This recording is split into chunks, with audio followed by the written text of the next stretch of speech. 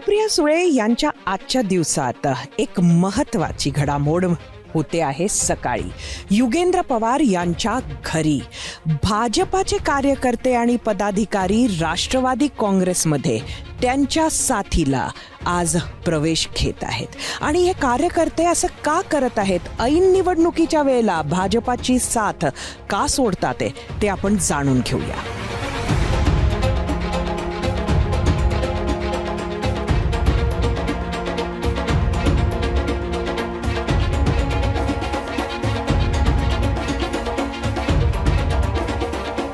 काय पद होतं आपल्याकडे भाजपचं आणि आपण मंडळी का राष्ट्रवादीमध्ये प्रवेश घेत आहात? मी भारतीय जनता पार्टीमध्ये तालुक्याला उपाध्यक्ष या पदावर काम केलंय.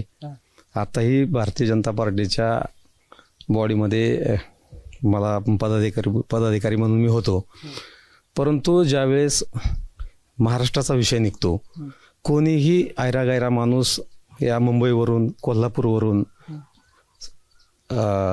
विशेष करून आपल्या नागपूरवरून या बारामतीत येतो आणि आदरणीय पवारसाहेबांवरती अतिशय खालच्या स्तरावर बोलतो. त्यावेळेस इथला सर्वसामान्य कार्यकर्ता आणि सर्वसामान्य मतदार हा पेटून उठल्याशिवाय राहत नाही. आणि म्हणून तुम्ही भाजप सोडलात. तुम्ही का आलात?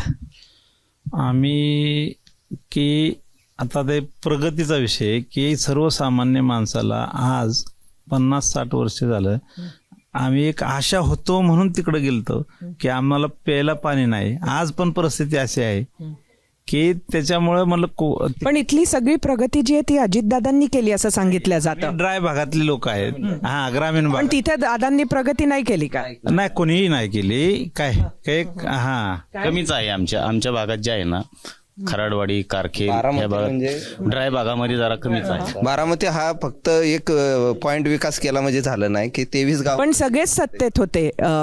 शरद पवार साहेबही होते, अजितदादाही आहेत. मग तरी तुम्हाला आता जास्त विश्वास शरद पवारांवर आहे का? खरंय. खरं तर साहेबांनीच केला विकास. ज्यावेळेस पवारसाहेब दिल्लीला गेले त्याच्यानंतर पूर्णपणानं आमच्या ग्रामीण भागावर दुर्लक्ष झालं आणि तो बॅकलॉग जाता भरून काढायचा असेल तर आम्हाला पुन्हा पवारसाहेबांनाच मदत करावं लागेल. आम्हाला पवारसाहेबांशिवाय पर्याय नाही. मग बारामतीमध्ये पुढचे आमदार तुम्हाला कोण हवे? युगेंद्र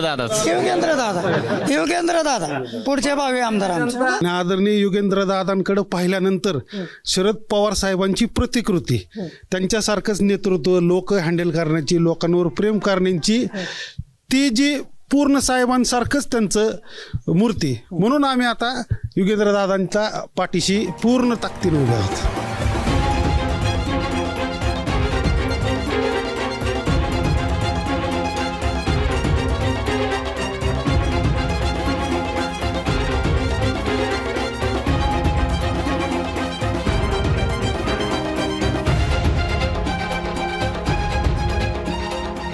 बारामतीची ही लढत रंगतदार तर नक्कीच आहे. खरं तर या मारुती रायाच्या चरणाशी त्या प्रचाराची सुरुवातही होते, त्या लढतीची सुरुवातही इथूनच झाली. आणि आता हाच मारुती राया नक्की कोणाला पावणार हे आपल्याला 4 जूनला कळणार आहे.